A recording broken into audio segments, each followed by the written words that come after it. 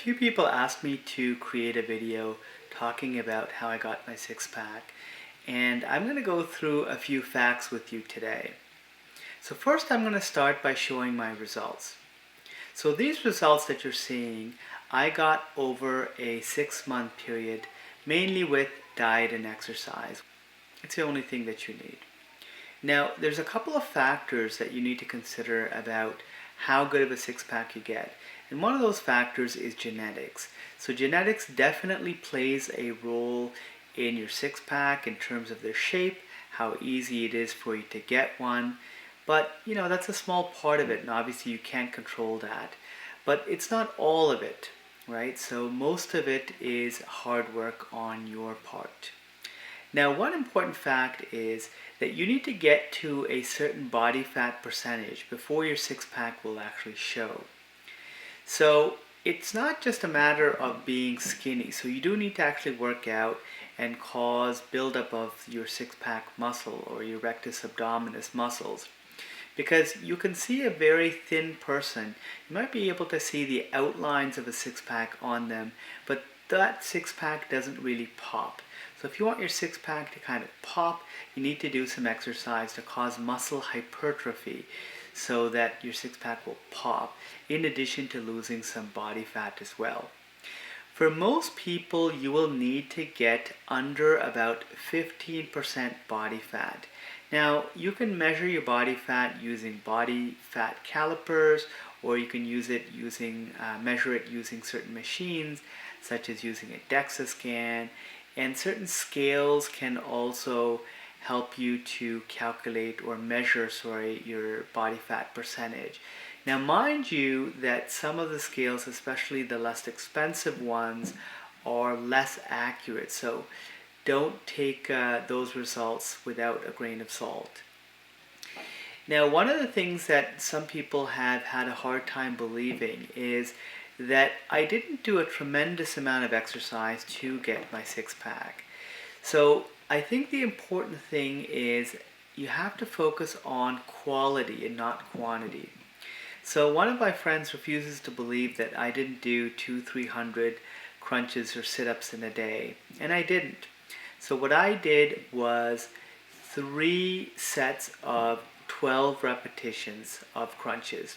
That's it. And I did that about 3 to 4 times a week. So that would be 12 repetitions, followed by 12 repetitions, followed by 12 repetitions. And that was it. So I finished that in about 5 minutes or so, or less.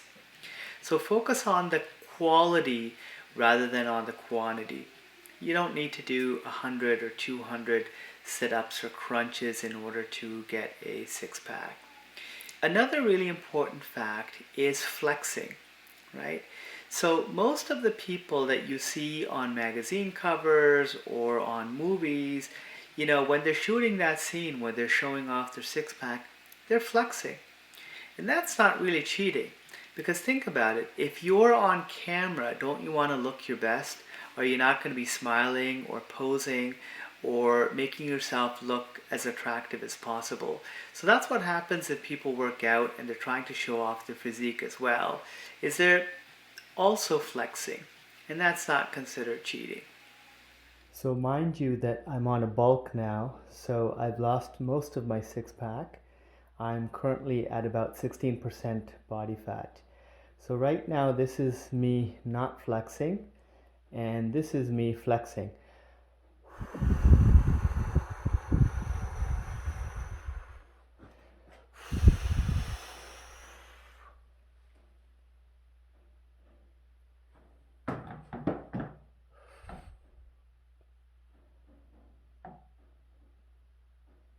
So you can see the difference that flexing makes.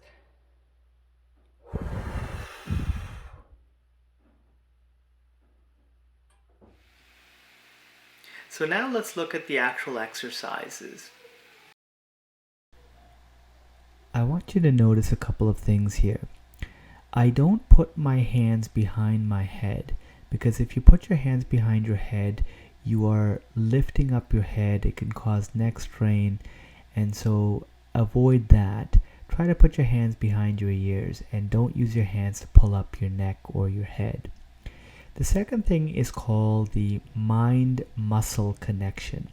So what you have to do is you have to focus in your brain on the muscle that you want to activate. So every time you do the crunch, every time you go up, focus on your abdominal muscles and make sure that you're contracting those muscles. This is very, very important for the workouts. Focus on the muscles that you want to activate, and this will help to improve your form. I also want to say that, remember we talked about quality and not quantity. So every crunch that I do here, you can see that I'm trying my best to activate that muscle as much and as hard as I can. If you're a beginner, the first few sessions don't go too hard because you might develop cramps. But once you get used to it, try to go as hard as you can. This is how you get by with not having to do a huge amount of quantity. This device is called the hanging ab sling. I bought it from Amazon. It cost just under $70 Canadian. So this is something that can be fitted on any door frame. You don't need to screw anything in. The setup is very quick, as you can see. It just hangs on the door frame and can support quite a bit of body weight as well. And I've never had any issues with it falling. So there are two ways that you can do the hanging ab sling. Either you can do it the beginner way, which requires you to bend at the knee. This is the easier way to do it. Or you can try to keep your knee straight, which is the harder way to do this. Now, what's important here is try not to swing. So try not to use momentum to get your legs up, number one. And number two, try not to use the hip muscles to contract your legs upwards. Rather, try to use your abdominal muscles as much as possible to get your legs up.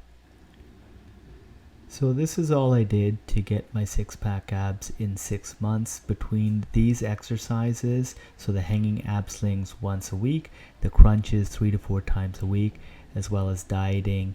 And I did other exercises as well, nothing targeting the abs, mainly chest, back, arms, that type of thing. And that's all you need. So best of luck on your journey.